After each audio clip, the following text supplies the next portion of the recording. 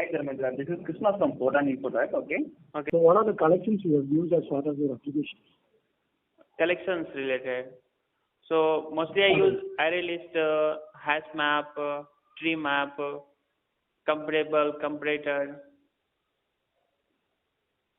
Okay. So as part of HashMap, can I add any object as the key? Come again? Let's say I'm trying to use a HashMap of collection. Okay. I have an object. Can I go ahead and add an object as a key in HashMap? Object of what? Let's say employee. Can we add imply object into hash map or not as a key? Yeah, that's right. Yeah, we can add, no problem. But anything? But we have to override hash code and equals method inside the imply class, and we have to return the hash code value as per the imply data. And in equals method, we have to compare the data of two imply objects. Okay. So how the collision is handled in HashMap? Any idea? See, generally what they are doing when we are inserting any object as a key inside the hash map. So inside the put method, what implementation they have written overall, what I understand. First they are checking key is null or not. If key is null is there, then some different, I think they are using some internally bucket. And if key is null, then some separate location they are storing that key and value pair. Then if key is other than null, they are calling the hash code method. And hash code method that they are passing inside some hashing functions. There they are doing some calculation. So what internally they are doing, whenever we are going to add any object as a key inside the hash map, so object cannot be duplicate. We have to add unique object. So how they are identifying it is unique or duplicate? First they are checking hash code of the current object and all the existing objects. If hash code of current object and all the existing object is different, then it will add that key, no problem. If hash code of current object and existing object is same, then they are calling the equals method. They are comparing the data. So equals method hash code is same and equals method returning false. Then again it will consider as new object that will be added. If hash code is same, equals method also returning true, then that will be considered as duplicate object, and that will not be added in the hash map as a key. So, is that what you are trying to say? Let's say I have two different objects which happens to have same hash code, and if it has the same equals value, then it won't allow you to add it as part of HashMap, is it? Yeah, as a key it will not allow because that is duplicate. Duplicate key not allowed inside the map.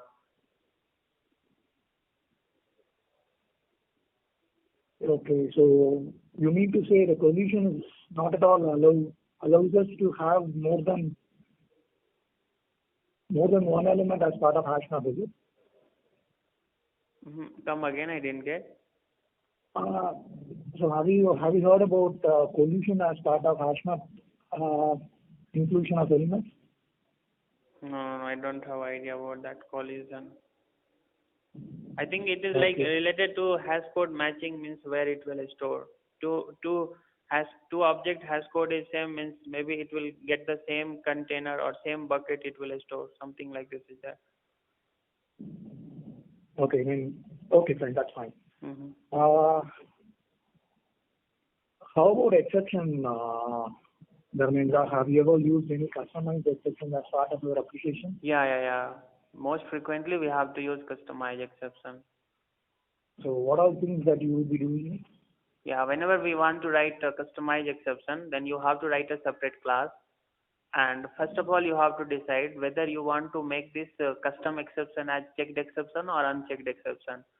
If it is unchecked exception, then you write a class by extending runtime exception. It is recommendable. And if it is checked exception, then you write a exception class by extending exception. Next, what you have to do, depending on your requirement, if you want to customize the error message, description of the error, then you write the constructor, define some instance variable, and write the argumented constructor, call the superclass constructor with a string message as a parameter. So you can add the description of the error. Okay. Have you ever used inner class as part of your application? Inner class, I think I use some places. Can you give me the scenario? Inner class I use, I think, some places. Generally, see, what is the inner class? When you No, that's fine. I'm more interested about the scenario. Yeah. Mm-hmm. Okay. Now, see, I have one salary class. Okay. Shall I go ahead? Okay, yeah, I understood. Yeah. Yeah. So I have one salary class. That salary class is responsible to calculate the salary of employee. Now, what is my requirement? This salary class should be used by employee class only. No other class should be allowed to use this salary class. So if you are writing a class inside the source file directly, that will be accessible anywhere inside the package. You cannot use private modifier for the outer class. So in this scenario, we can define the salary class inside the employee class, and you can use private modifier for the salary class, and you can use salary class only for the employee. So that is your, we can say, it is instance in a class. Now this anonymous inner class will be used in the case of multi-threading. At the same place, if you want to define, if you want to instantiate, if you want to override the method, if you want to start the thread also at the same line, then you can use anonymous class.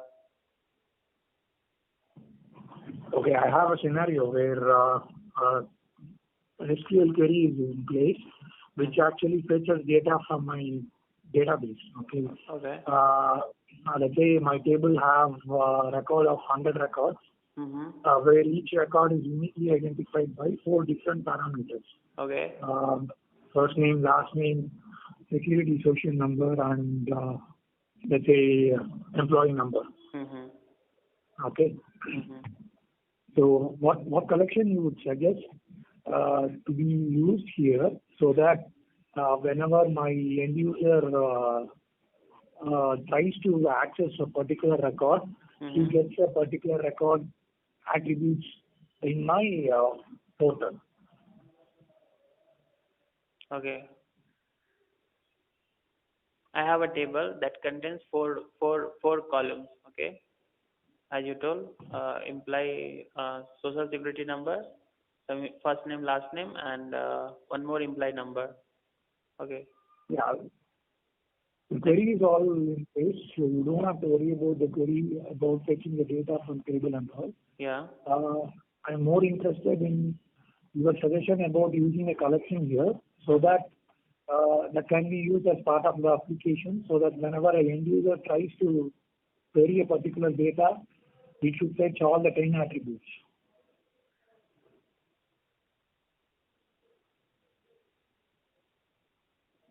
What collection class I should use so that if user query the data by providing that 4 fields? Correct. Yeah. So it should return what? The remaining 6 attributes. I said one particular row contains 10 columns, where it should retrieve the rest of the 6 columns apart from the 4 columns, whatever you are keying in. Okay. So we have to use map subclass, any map subclass. Key I am providing, that remaining value it will provide. So how do you go about it? Yeah, so what we can do, we can write a separate class. Okay, in that we will define these 4 members, whatever 4 identifier you have, and that class we can use as a key for the hash map. And one more class we will define. In that remaining value we will bind whatever value remaining are there, and that class we will use as a value. Okay, how do you add it? So you would be maintaining 2 different objects for a single object, is it? No, I'm just asking you. Did you need to say that I would be having an object separately for a key and another object separately for a value? I think that is one option we can use, but in that lots of code we have to write to map the data from key to the value, or Now, how many other records are there remaining? So I just wanted your approach alone. Forget about the total number of records that is available in the table. Yeah. I just wanted to know your approach, how you would be doing it.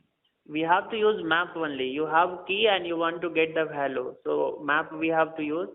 And if you are only accessing the data, then you can use hash map. If you are doing some modification also, you can use linked hash map. So key we can use as these 4 members, and remaining we can supply as a value. Or hash map we can use hash map or hash map. That's 4 data. That's fine, Dharmendra. So you have mentioned it as multi-threading, right? Okay. What exactly you have achieved in multi-threading as part of your application? Yeah, see, in my last project, NBA, in that user requested to activate some services on their number.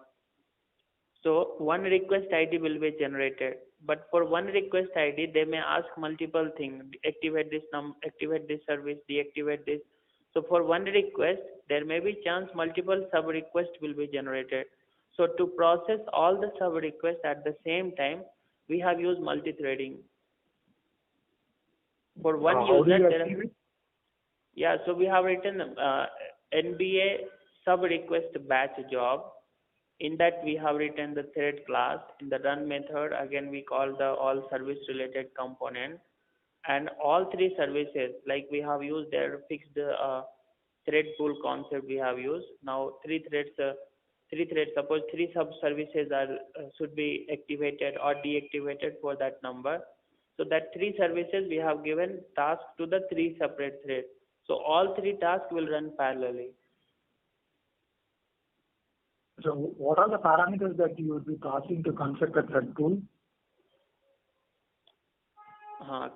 What are the parameters we are passing to the thread pool? Yeah, construct. You said that you would be constructing a thread pool, right? Yeah. So to create the thread pool, you have to pass integer as a parameter. Like how many threads should be there in the thread pool at a time. So like they have given, I think, executor service class is there, and executor is there. Using that you have to call new fixed thread pool, in that you pass some integer value. So which one you have used as part of your implementation? New fixed thread pool, I think. Okay. Yeah. From concurrent package, java.util.concurrent package, Java 5. Okay. So what are the frameworks you use? I mean, you use both Struts and Spring, is it? I use Struts also in initial 2 projects, and then in these projects, last 3 projects, we have used Spring and Hibernate. Okay. Spring, which version you used? Spring 3 we have used. Is it annotation-based application or XML-based? Yeah, annotation-based only. So can you give me a flow how request gets processed in Spring? Spring MVC. Yeah, that's right. Yeah. So in Spring MVC, suppose we have presentation layer, controller layer, service layer, and model layer. So suppose from the presentation layer, we have written some, suppose input JSP or login.jsp. In that in form, you have to use a Spring tags, form : form. In that action you specify, and command name you specify, request method you specify. Now when you click on submit button, then one URL will be formed. With that URL, request will be forwarded to the server. On server, in web.xml, you have configured dispatcher servlet. Dispatcher servlet is the front controller for Spring MVC. Like in Struts, you have action servlet. Here they have given dispatcher servlet. So dispatcher servlet takes the request, client request, whatever you have given. It will take the URL pattern. Now, using that URL pattern, it will contact one component of a Spring MVC called as handler mapping. Handler mapping is responsible to take the URL. Based on that URL, it will identify which controller class of your application, which controller class, which method is responsible to process this URL pattern. So that controller class information and method related information will be sent back to the dispatcher servlet. Now, if you have registered some kind of like interceptors, so that all the interceptors will be called. Finally, controller class, that particular class methods will be called. And in that method, if you have used service class, there that object will be created. It will contact finally database using model layer, EIS layer. Then it will come back. Finally, from controller class, you are returning some string. That is the view logical name that will come to the dispatcher servlet. Again, dispatcher servlet will give view logical name to the view resolver. Again, one component in a Spring, view resolver, that is responsible to take a string that is view logical name as a parameter, and it will add some prefix and suffix, and it will prepare entire path of the view that will be rendered to the client. So that view will be returned to dispatcher servlet, and it will display that to the client. In middle, some more thing is there, like binding result object will be created, model attribute will be created, map object will be created. If you want the validations, so that validate method will be called. So these are also there in middle. Okay, that's fair enough. So let's say I have a URL as part of my application. So let's say one URL gets me to a welcome page, another URL gets me to a registration page. Okay. How does it get differentiated as part of your application? How to write that? Means when I click on one link, then it should display login.jsp or whatever welcome page, and another link if I click, it has to display registration page. This is your requirement. Yeah, that's right. Yeah. Yeah. So you write one form first. You define one. You can use hyperlink, or using JSTL you can form the URL. Now you define here something. So welcome dot do. One you specify one what we can say ahref. In that you write so welcome dot some do. Okay, and that's it. Now you click on this. So when you click on this, you have to specify one controller class. Now first web.xml you configure with dispatcher servlet. In controller class you define some dummy in any class like welcome. There you specify at the rate controller, and then you write one method so welcome method. It will not take any parameter if not required. If you can skip that.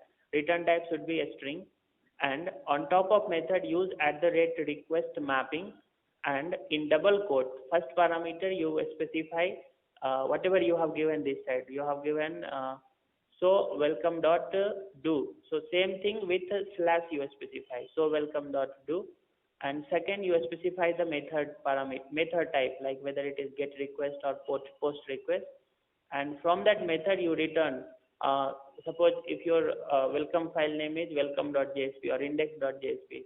So from the show method you return index you write. Now what will happen? Now this will work. You are able to see your welcome page. If you click on the link that so welcome.do, this URL pattern will be formed that will be given to dispatcher servlet. Dispatcher servlet will contact the handler mapping. Handler mapping will based on this URL pattern, it will verify which class is there. Okay, this controller class is there. This method has to process the request. Again, it will go to that controller class, that their object will be created. That method will be called, and it will return the string, that is index. Now view resolver will add index.jsp and some slash, and that index.jsp will be displayed to you. So this is in the case of if you don't have any input field in your application. Now about you ask registration. So for registration, you have to write some command class. Yeah. Yeah, that's fine. I mean, that's fair enough. And so you said about request mapping at controller, right?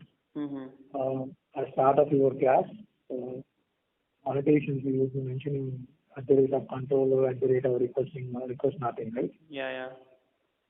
So to enable that, should we need to consider anything as part of our configuration file? Yeah. You have to specify component scan. You have to enable one we can say XML element, component scan, and package equal to complete where controller classes are available. That annotation config context hyphen annotation config you have to enable, and second component scan package equal to that package name where controller classes are there, so that they can verify. Okay, how the session is handled in Swing MVC? Yeah, controller class, on the top of controller class only, like where we are writing @controller, there only you write @session attributes. So that controller class object will be stored in the session. So let's say I have two methods as part of my controller. The first time that my page is clicked by an end user. So in that case, how the values get stored as part of session? Okay, so for that you have to write one bean class. In Spring it is called as model class. Okay, and that bean class you write like employee class with ID, name, email, whatever you want. You write setter and getter method, write the constructors required, and while sending the request, now you have to specify command name also. Command name, some user, whatever is there, employee, and then URL action value and request designator, maybe post get whatever, and then automatically a Spring we can say Spring MVC we can say container is responsible to create the model object for you. Okay, map object will be created. In that model object will be added automatically employee, and because of using @session attributes, that will be added into the session. It will not add into request. If you want, you can do also like you can write one method, something so imply or something method. There you can pass map object as a parameter, map model. In that method you can create the imply object, and you can store all the data, and you can write session.set attribute of that command name, whatever logical name is there, and second the imply object. That also we can do, and that we want inside the controller method which has to process. So there you have to use one more annotation @model attribute, and one logical name you have to specify that will be same as the command name. So @model attribute annotation is responsible to bind your model class into the corresponding method parameter. That's fine, Dharmendra. So have you ever used Hibernate or any other ORM as part Yeah, of Hibernate I used in almost all the projects. Okay. So by default, will I have my associated object loaded? No. By default it is following lazy loading. Okay. So to enable it, what I need to do? Lazy init equal to false we have to use. If you are using XML approach, lazy -init equal to false you have to use. For annotation, also related one annotation they have given on entity name @table, and lazy. That's okay, Dharmendra, that's fine. So yeah, in XML we have to write lazy -init equal to false. Okay, so how about your practical exposure? So is that all annotation based Hibernate mapping, or you had XML based Hibernate? No, mostly annotation based. In first project, I think we have used XML HBM file. In almost remaining projects, we have used the Hibernate 3 annotation, JP annotation. So how do I get automatically created sequence number from a table to Hibernate? Yeah. So for that we have to use first to specify as a primary key, use @ID, and to use the sequence or auto increment, by default they have given @generated value, and in that strategy equal to generation type dot auto or sequence or table or something more is there. Identity also there, I think. So generated value annotation you have to use. In that generated value, if you are using automatically, it will use as per the database. Like Oracle supports sequence, so it will use sequence. MySQL supports auto increment, so it will use that. If you want, you can specify generation type, and they have given enum. In that some constants are defined that you can use. Okay. Have you used as part of Spring? Like, have you ever used the Hibernate template or anything of that sort? Yeah. Hibernate template only we have used in our application by integrating that Hibernate related configuration in a Spring context.xml file. Because Hibernate template, you no need to start the transactions, you no need to create the build session factory object. So all like transaction management related code they are handling internally. So how did you implement? I mean, there are two ways of doing it, right? So which way you have implemented as part of that application? Yeah, see, we have written driver manager. First, we have configured driver manager, and using driver manager, we have configured annotation session factory. In that, we have passed driver manager and Hibernate properties related information. Whatever URL, username, driver class name, password, that all information. And then we have created Hibernate template object by passing that session factory as a parameter. And that we have injected in services class by using @AutoWire. And that using that Hibernate template object, we have used the flavor of Hibernate like save, update, whatever methods are there, delete. Okay. So when you say auto-aware, what are the different ways of resolution happens while injecting the bean? For injecting the bean. Yeah. See, so those two type of wiring is there. One is explicit wiring and implicit wiring. Explicit wiring, you have two options: setter injection and constructor injection. Implicit wiring, you have three options: by name, by type, and by constructor. Okay. So what types of injection that normally you guys are used as part of your application? We are using we are using auto wiring. So auto wired annotation, sometimes resource, or sometimes injector. If you want to by name, if you want, you can use qualifier also. Okay.